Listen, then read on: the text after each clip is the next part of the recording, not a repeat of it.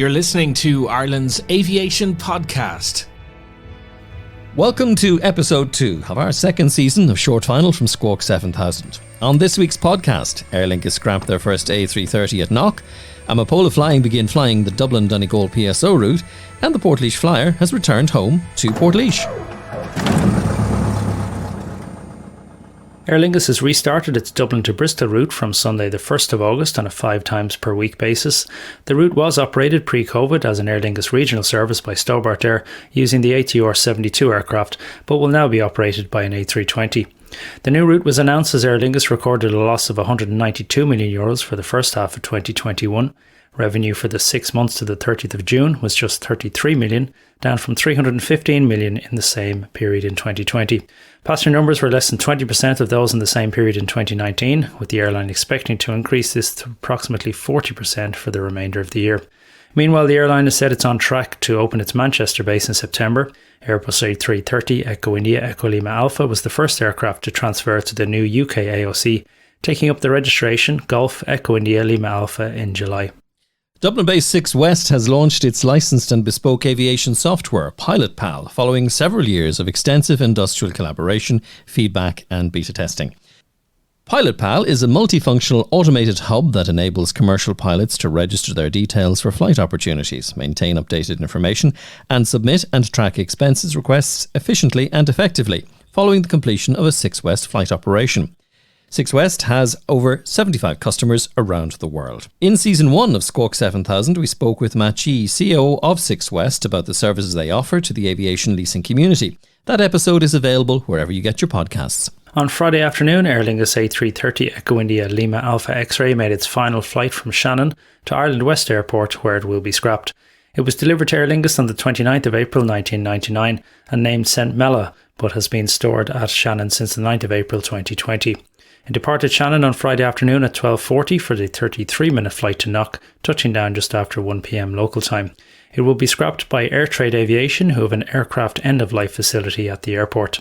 Selection of photos from the aircraft's arrival in Knock can be seen on the Flying in Ireland website. Well, the Amsterdam-based aviation leasing company Arena Aviation Capital has announced that it is to open a new office in Dublin. The company has recently appointed Peter Blakeney as managing director. He joins, having previously worked at Carlisle Aviation and AirCap. Peter will join the senior management team to lead the setup and growth of the new Irish office, which added 12 aircraft to its lease portfolio during the first half of 2021, with further growth expected of at least a similar amount of aircraft during the second half of 2021. Arena has over 20 customers worldwide, operating more than 50 aircraft under management with assets of around €2.5 million.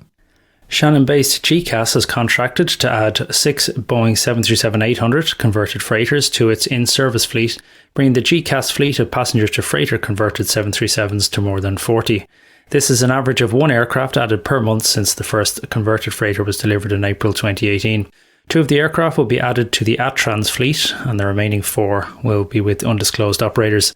Atran is a subsidiary of the Volga Dnipro Group and recently took delivery of 2 737 freighters from GCAS, with the 2 from this announcement due to be delivered in September. Ryanair Group subsidiary Malta Air received its first new Boeing 737-8200 last week.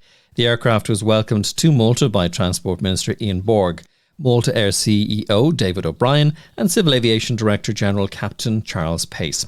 They flew in on the first flight. The aircraft was delivered directly from Boeing to Dublin, where it underwent some post-delivery work before flying on to Malta.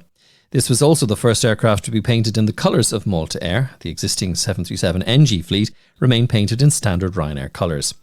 3 further Malta Air 8200s have arrived in Dublin and will be delivered to Malta Air shortly. And staying with Ryanair, the company has reported a loss of €273 million during the first quarter of 2021, an increase on the €185 million loss for the same period last year. However, bookings for the summer 2021 have been strong since international travel restrictions have eased, along with the rollout of the vaccine programme across Europe. Passenger numbers have increased year on year from just 500,000 in 2020 to 8.1 million in the same period this year. The airline is now the busiest in Europe with an average of nearly 2,200 flights per day, over 800 more than Turkish Airlines and 1,000 more than EasyJet. We'll be back with more Irish aviation news in just a moment. Delta Airlines are due to return to Dublin from New York JFK on the 5th of August. The service will initially start 3 times per week, operating on Monday, Wednesday and Friday. The service is expected to increase to 5 times per week in September. The easing of restrictions on US visitors to Ireland was the main driver behind the reopening of the route. Last week, a Diamond DA62 registered G VNAV from Flight Calibration Services Limited was noted making approaches to the new North Runway at Dublin Airport. The company specialises in in-flight calibration, inspection, validation and checking of the full range of aircraft radio navigation aids, including ILS and radar systems. Several new approach procedures will need to be commissioned before the runway can enter service. In January this year, the Irish Aviation Authority signed a contract with the company to flight check all their nav aids countrywide, including Dublin, Shannon and Cork airports. For more details on how they complete the calibration, check out the article on the Flying in Ireland website. The Portlaoise Flyer, the plane built by Frank Louis and Joe Aldrich in the early part of the 20th century, has returned to Portlaoise. The plane, which is believed to be the first plane to fly in what later became the Republic of Ireland, was brought by a UK collector. It was purchased, restored and returned home by the Colonel Fitzmaurice Commemoration Committee, who hope to use it as a centrepiece of a display on Portlaoise aviation history. The plane will be stored at a secure location in the town while further restoration work is finalised. An event to introduce the plane to the public is planned for Heritage Week on Saturday the 21st of August.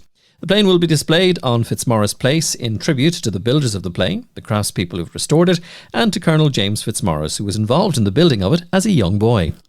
And finally this week, Swedish airline Amapola Flying was awarded the twice daily public service obligation route between Donegal and Dublin on the 15th of July following the collapse of Stobart Air.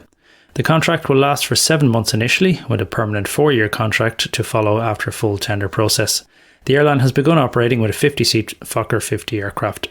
It was built in 1987 for DLT in Germany and operated for Lufthansa CityLine, Air Nostrum in Spain, and then spent time in Belgium with VLM and Air Antwerp. Thanks, Mark, and you can find these stories and more by subscribing to the flyinginireland.com newsletter. And a reminder that you can listen to our long final editions. This week I talk with Jane McGill, Director at the Shannon Aviation Museum. You will find that podcast wherever you get yours and on our site, squawk7000.ie. Thanks for listening. To get the news first, subscribe now to Squawk 7000 on your favourite podcast platform.